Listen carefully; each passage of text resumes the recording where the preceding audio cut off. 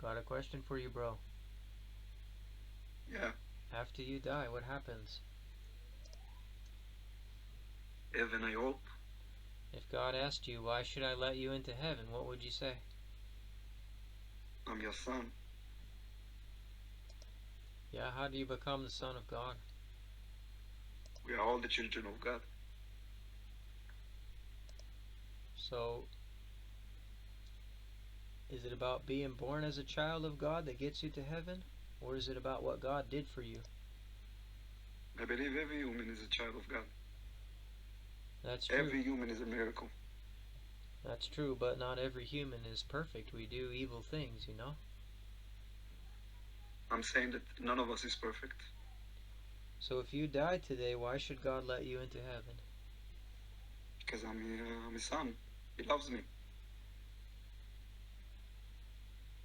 Yes, but there's a problem with the good and the evil, with the sin. That sin, it breaks our relation with God. Have you heard that before? And I don't know idea for fact that he will let me to enter heaven, but I hope so. You know, the Bible, the Torah, it tells you how to go to heaven. Have you heard it before? Yeah, what does it say? I can show you what it says. You can decide if you want to believe it. What do you say? Yeah, show me. It's talking about the Ten Commandments, something like that. Are you Jewish? Are you Christian or Muslim? What is your background? I'm Jewish. Have you read the Torah before? Yeah. So you know in the Torah, in the Psalms, it says that nobody is perfect, basically. We all sin. That sin is the thing that breaks our relation with God. Every one of those 10 commandments, at some time, we've broken the 10 commandments. Let me ask you this. In your entire life, have you ever told a lie before? Of course. Me too. You ever disobey your parents before? Of course. Me too. You ever stole anything before? Of course. Me too. You ever used God's name as a bad word, like OMG? Of course. Me too. Those are the sins that separate us from God. And in the Psalm it says, talking about people, it says, they are all gone astray. They are all together become filthy. There's none that doeth good, no, not one. No, but it's the Christian viewpoint. It's not the Jewish viewpoint. I'm just reading. The Jewish viewpoint says that God sends us trials in order to go through life because He wants us. He wants to see us struggling to try to do the good that He demands us to do. It's not about being perfect. It's about to try really hard. You will know how hard you tried. Sure, but it's also true that the Torah, it teaches that nobody's perfect. Those sins that we do, that's the whole problem.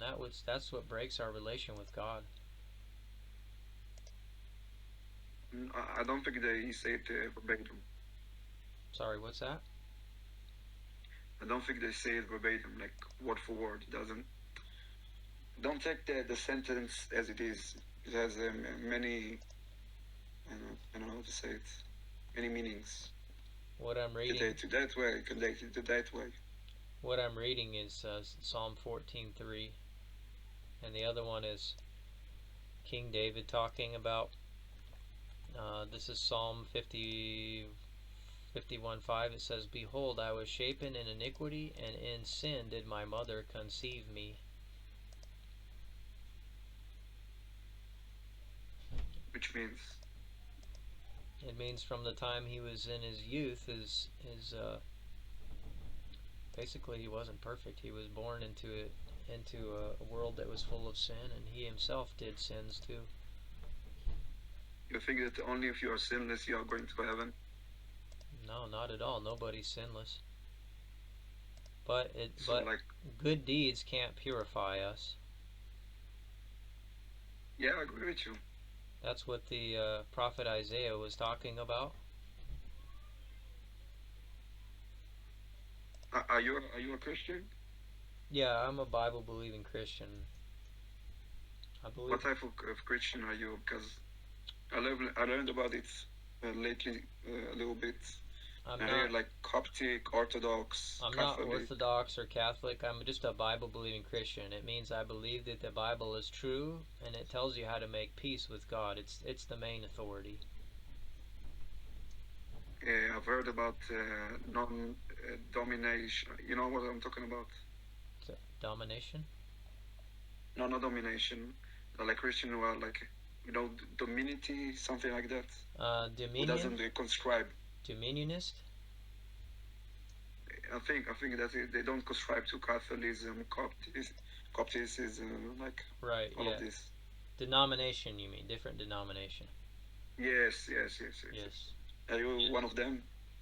Yes, I'm not with any denomination, but the type of church I go to is a Baptist church. What is a Baptist church? A Baptist church is not Catholic, it's not Protestant. It's basically just a Bible-believing Christians. They just believe two main things, obviously. Jesus is God, and that the two ordinances are when you make peace with God, you get baptized and you take the Lord's Supper. That's the most basic thing. What's differentiate between you and a Catholic?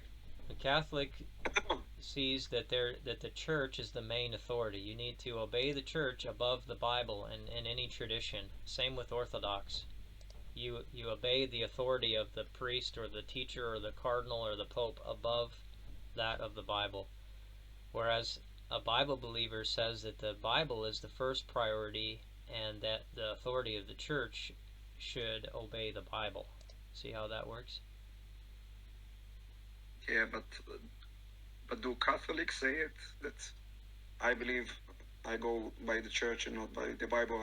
I'm not going to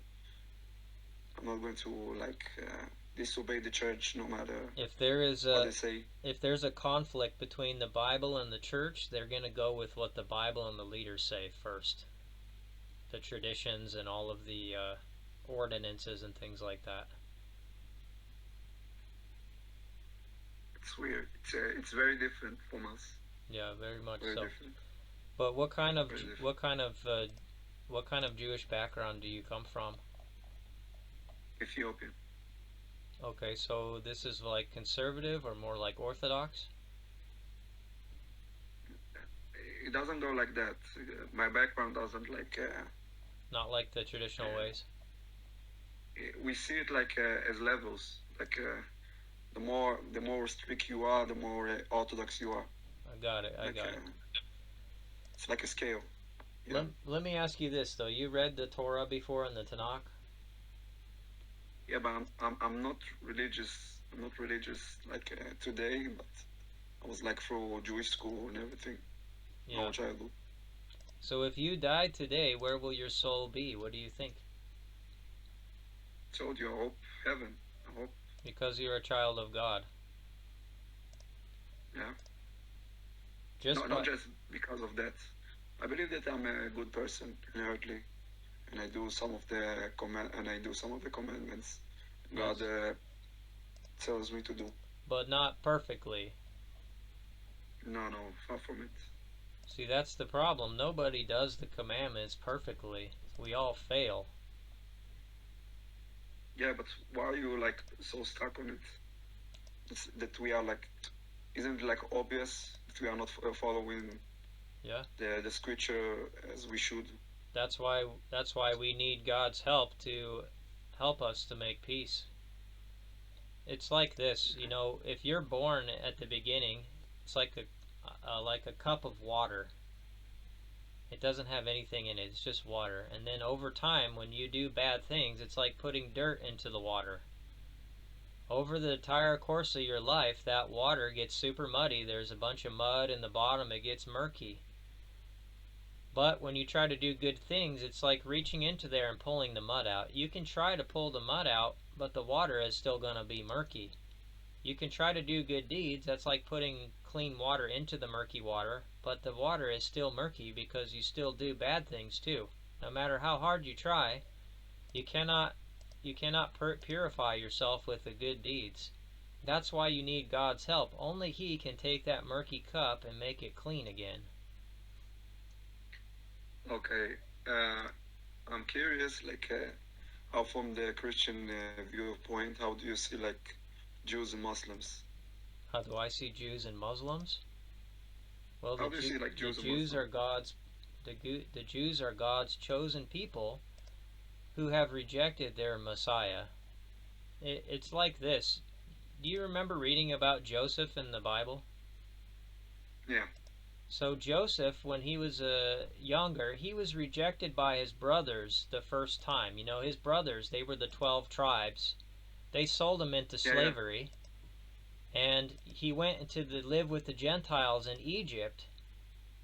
And then the second time when they came back, they accepted him. He rescued them. And Joseph, he saved them from the famine. He saved Israel. So the first time, the 12 tribes, the Jews, they rejected Joseph, and he went and he lived with the Gentiles. But the second time when they came back, they accepted him. Moses, you remember Moses? No, of course I remember Moses, but it wasn't. They accepted him because they knew that he was alive. The fact that he was dead. Yes. But God used him to rescue them. Yeah. So the first time they didn't recognize Joseph. They just thought he was a bragger or whatever, and they sold him as a slave. They forgot about him. They rejected him. But the second time, they were glad to see him, and they accepted him. He rescued them. Yeah, no, of course, but I don't think it's like a good equivalent to Jesus. Well, let me keep going. I see the points, yeah, but let me keep going with Moses. You know, Moses, he did the same thing. He was rejected by his people the first time. He killed an Egyptian, and they started to mock him and say, "Are you going to kill us too?" So he ran away, and he fled to live with the Gentiles. And then after the 40 years... No, it didn't happen like that. He was a crown prince from the start. It was what? He was a crown prince from the start. He was adopted by Miriam, if I'm not mistaken. Yeah, he went down to Midian, and he married the woman, right? No, but his mom, she put him in the Nile as a baby. That's right. And then he was picked up by the princess. That's right. But later on, he was royalty from like almost birth. That's right. But later on, he killed a an Egyptian, because he was mad that the Egyptians were whipping the Hebrews. He was angered by that. He wanted to rescue them. He loved his people. But I don't think they didn't mock him. They were just scared of him. They didn't mock him. Well, it was enough for him to leave and go away for 40 years. Of course, I can see why he's upset. I just say them and then they are scared of me. I understand, but he didn't stay around. He didn't stay around, though, to find out or go to prison or whatever would happen to him for murdering that guy. Of course, yeah. He went down and he lived with the Gentiles until he saw the burning bush, and then God called him back. He said, "You need to go rescue your people. You need to rescue my people." So the second time, Moses, he came back and he delivered them out of the bondage, and he took them to the promised land. The first time he fled, they rejected him. The second time, they accepted him as their leader, and he rescued them. When did they reject him? When they mocked him for killing the Egyptian. But we went through it. They didn't mock him. They were just afraid of him. They didn't knew who he was. Why did he leave? Maybe because he doesn't love those people. Why would he stay? He killed the man. So you kill him and you want to flee from the scene. And he left for 40 years. That's a long time. Left Egypt? Yeah, he went down to, I think it was Midian. He married the woman. He stayed down there until he saw the burning bush and came back. We call his wife Tzipora in Hebrew. How do you call his wife in English? I don't remember. It's either Marian or Midian or something. Starts with the M. I can't remember. Miriam, maybe? No. Midian is like a country. Yeah, that was the... She was from Midian. I'm just saying, that's the country that he went to. I don't remember her name, though. In Hebrew, it's Zipporah. Okay. That's her name. Okay. Yeah. So anyway, but he came back that second time, and he rescued the Jews. He saved the day. Yeah. You remember the story of Jephthah? Jephthah? Yes. No. So Jephthah, he was rejected by the Jews. He was called a bastard by them. So he went and he lived with the Gentiles in the land of Tob. But then later on, when Israel, the Jews, were being oppressed by their neighbor, they called him back. They asked him to deliver them from their enemies, and he did that.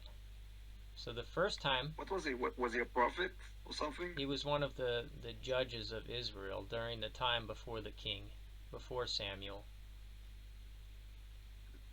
If you would say the name in Hebrew, I would recognize him, but I don't. It's different in English, so... Yeah, in English we call them the judges. There were many different judges. No, I know the judges, but I don't recognize the name. It's very different from... Anyway, it's kind of a small... Hebrew names. It's kind of a small story, but he was rejected by the Jews. They called him a bastard because I think it was either his mom or I think it was his dad. One of them wasn't a Jew originally. And they hated him and they drove him away. And he went to live with the Gentiles. But later on, the second time when the Jews were being oppressed by their neighbors, they called him back for help, and he came and delivered them the second time.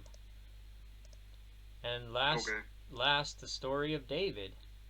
So David, he was rejected by most of Israel. They embraced Saul as their leader, even after he was anointed. No, it's reversed. Even after he was anointed, when he was a younger man early on, they drove him away. Saul tried to kill him. The people didn't want to listen to him just yet. He went to live with the Gentiles. He fled and worked for Israel's enemies for a time. But then when Saul died, David came back a second time and he delivered them. He became their king. Nah, it's not in the Torah. It's very different. The story is very different in the Torah. It's the same. The Torah, David was loved.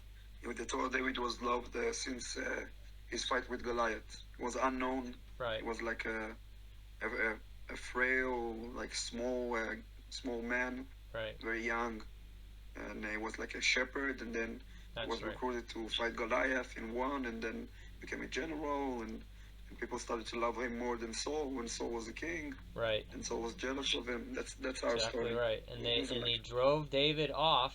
He tried to kill him, but David spared his life 2 times. But then... No, but it wasn't the people. The people didn't reject him. It was Saul from envy. He wanted to kill him, and then David ran off. It wasn't that the people rejected him. Yes, the people loved him. But they followed Saul. He was their king. And David had to go and work with the Gentiles, the enemies of the Jews, for a short time, until Saul died. I don't remember where he fled to. I don't remember. I think it was Ziklag or something like that, one of the cities. Well, I can't remember if it was the Philistines or one of the others. Yeah, it's called Ziklag, yeah. Anyway, for a short time, he went over there and worked for the enemies of Israel until Saul died, and then he came back. They accepted him. He delivered them from their enemies. He became their king. No, but it isn't like this in the Torah. I think you got it wrong. He wasn't rejected by the people. It's not like Joseph. It's a very different story. Well, however you want to look at it, all of these stories have the same kind of theme in common. The Jews, they reject their leader the first time, and then the second time he comes back and rescues him. It's the same with Joseph, the same with Moses. I have a question. Yeah. Let's say that all of the examples are true. Why would Jesus specifically. Every time that the Jews betrayed the new leader, the new prophet, the man that God chose him to lead the people, why would the Jews still today reject Jesus? Well, it's what the Bible says basically is there's a time of hardening until the prophecy is fulfilled and they realize that they killed their Messiah. When he comes back the second time, they will accept him. But we didn't kill Jesus. It wasn't us. It was the Romans. Yes, the Romans crucified him, but the Pharisee, the council of the Jews, were the ones that organized him to be put to death. Wasn't it like specifically Judah? Specifically Judah?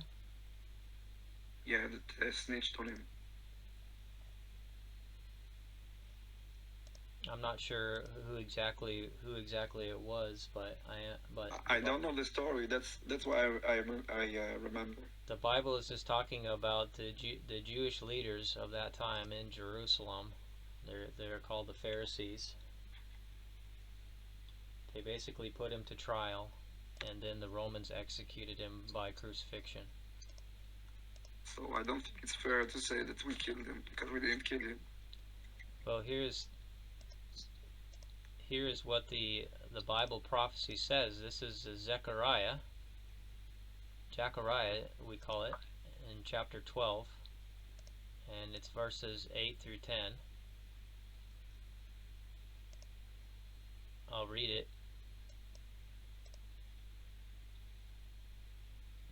Let's see here. 8 through 10, it says, "In that day shall the Lord defend the inhabitants of Jerusalem, and he that is feeble among them at that day shall be as David, and the house of David shall be as God, as the angel of the Lord before him. It shall come to pass in that day that I will seek to destroy all nations that come against Jerusalem." So there's going to come a time, maybe close, where all nations are going to come against Jerusalem, against Israel. It's getting close. Most nations of the world hate Israel right now. All it's going to take is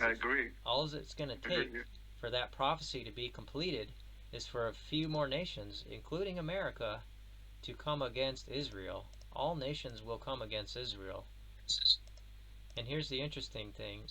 In verse 10 it says, "I will pour upon the house of David and upon the inhabitants the spirit of grace and supplication. They shall look upon me whom they have pierced, and they shall mourn for him as one mourneth for his only son, and shall be in bitterness for him as one that is in bitterness for his firstborn."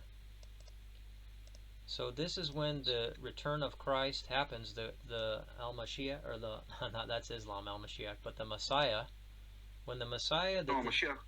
Mashiach, it's in Hebrew. Mashiach. When the Mashiach returns, the Jews will be looking for him. They will think of it as the first time. They are waiting for their Messiah.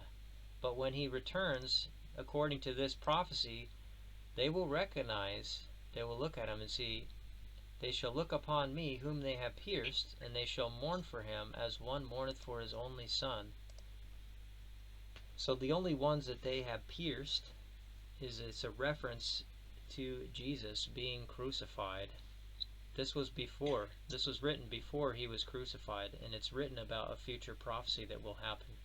No, but I remember I talked to a Christian about it, and pierced, the word pierce, it doesn't say pierce in Hebrew. It says a different word. It means something else. It doesn't say pierce specifically. So in English it can sound like it is Jesus, but in Hebrew it's very different. Well, let me look up the reference for myself. I'm going to look up, I have a concordance that has all the words in the different languages. Zechariah 12 and 10. Oops. Let's see here. 10. Whom they have pierced. So the word is, it's saying, Let me copy it. Maybe it'll show up on here. Send it to me. Can you read that? Yeah. Can you send the whole verse? Yeah. Hopefully hopefully it won't ban me for last time I copied and pasted it banned me. Hold on, let me get it. 12, 10. Alright, here we go. No, but in Hebrew, not in English. I don't have Hebrew. I just have it's like a concordance. It just kind of has the number next to it, and then you click on the number, and it tells you what it is in Hebrew. Hold on. Let me see if I can find a Hebrew version of it. Yeah, just write it down the same verse, but just say Hebrew. Probably show you. 12, 10, Hebrew.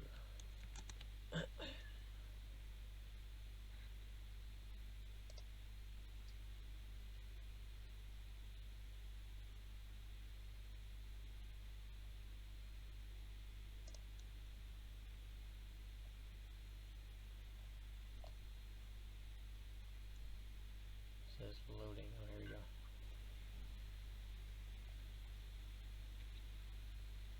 You find it? Yes, I think. It's not numbered though, so I have to find the 12.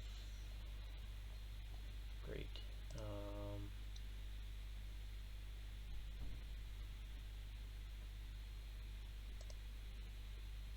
It's like there's no number on it, so I can't tell when it ends and when it begins. I'm going to send you the word. We don't write numbers in the Bible. We write words instead of numbers. It's supposed to show you this word, and this is going to be the verse. You said it's Zechariah 12, verse 10, right? Yes. So find that verse with that letter at the start. I think I found it now. Alright, here we go.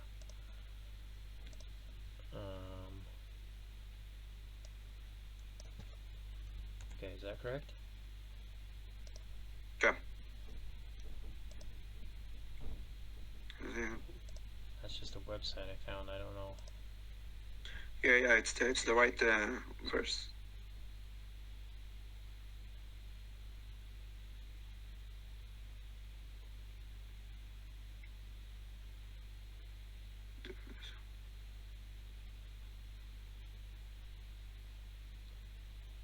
But the word in my concordance, it says, is it Dakar or something It like says the start is right. It's like I will pour on the house of David and on the residents of Jerusalem. Grace, stuff like that. Look at me, the one who was stabbed and mourned upon. Yeah, it's pretty similar, but the word. Yeah, you get it right. Like in my Dakar, concordance, it's Dakar. Yes, Dakar. It means like stabbed. Yeah. Stabbed. So yeah. here's the thing it says in my concordance. It says to stab, to starve, pierce, strike, thrust through with a wound. You can say pierce also, yeah, but it's not like the first definition that. But anyway, the main idea is that when the Messiah returns, the people will recognize him as the one that was pierced and as the one that they, it says, they shall mourn for him as one mourneth for his only son, and shall be in bitterness for him as one that is in bitterness for his firstborn. So why I'm bringing up all those other things to you is it's part of the ancient prophecy. It's always. I understand. It's always the same. I understand. I understand. You say it's like prophesy. It's like Zechariah prophesied Jesus. Yeah. Jesus coming and his crucifixion. And this chapter, your Christian friend probably told you about Isaiah, I think, 53. Isaiah. It talks about the Messiah and all the prophecies about the Messiah. So the Jews, of course, they were destroyed by the Romans and scattered around the world and persecuted by the entire planet, pretty much every country that they were at. Every country. And then, of course, the history. They were super miraculously allowed to reform their nation back into Israel, became a nation again, and the Jews are regathering supernaturally, almost getting to the point of rebuilding the third temple. And a lot of prophetic things are happening. The desert is blooming again. All these things are happening according to the prophecies. It's only a matter of time before the Messiah returns. No, we believe it too. We believe that it's not. A lot of us believe that we have a lot of other things that we believe that's like clues for the coming of the Messiah. We don't believe that the Messiah already came. We believe that when the Messiah comes for the first time to Earth, it's going to it's going to bring salvation. Like all of the wars are going to end. Yes. It's going to be a time of peace. If you read a lot of those, pretty much heaven on earth, pretty much. If you read those prophecies, like that one I told you about, and some other ones, Isaiah 53 is what we call it. There's many prophecies that talk about the Messiah being born and all the circumstances of it that connect that with Jesus, and then the end time prophecies are connected with Jesus as well. So most Jews... I don't know about it. Like the first one, we talked about Zechariah, and it's like it's vague. It doesn't it's not very specific. Like it doesn't have enough ground to be like oh, okay, this verse talks about Jesus. You understand? Yes, that's why I would say check out that whole chapter and read it for yourself in Hebrew. It's pretty amazing, all the details. Zechariah or Isaiah? The Isaiah 53 is what it's called. I don't know what it's called in Hebrew. It's one of the prophets. It's very similar. It's Isaiah. Yes, that chapter is amazing. It's very detailed. But even if it were true and that was the Messiah, most Jews would not ever accept Jesus as Messiah until he comes back. What we say the second time, what you say the first time. That's why that prophecy is powerful. I'm saying it's we both believe it's going to come sooner than later, and then one of us is going to be right. Yes, unless you die before that time without making peace with God. Oh, you're talking like converting? That's what you're talking about. Yeah, I'm talking about making peace with God. We cannot take that cup of dirty water and make it clean ourselves. That's why we need God's help. That's the whole reason for Jesus. No, I understand your point of view, but we can from try. From our perspective, the Messiah hasn't came yet. We don't. If I believed in Jesus, I would be a Christian. I wouldn't be a Jew. Exactly. Right. That's the main difference. That's why I'm trying to show you these things so you can research it for yourself. No, I've heard those. I think that I've read those passages from Isaiah also, maybe in the past. I'm like, I don't know. I wasn't like really convinced, to be honest. But I'm not really religious. But what I believe is like, if God exists, and I would like to say that I believe he exists. I believe that Our way is the true way. Do you watch TikTok at all? Yeah, I have TikTok. I'll give you a TikTok channel. My friend is a Messianic Jew. His name is Dan Bergman99. He's got a ton of videos on all kinds of stuff like this. You might like I'll it. check it out. You might like it. He's got a pretty I'll check big it out. TikTok following. So Does let he me. speak Hebrew or just English? I think he can read Hebrew, but not exactly speak it. Okay, I got it.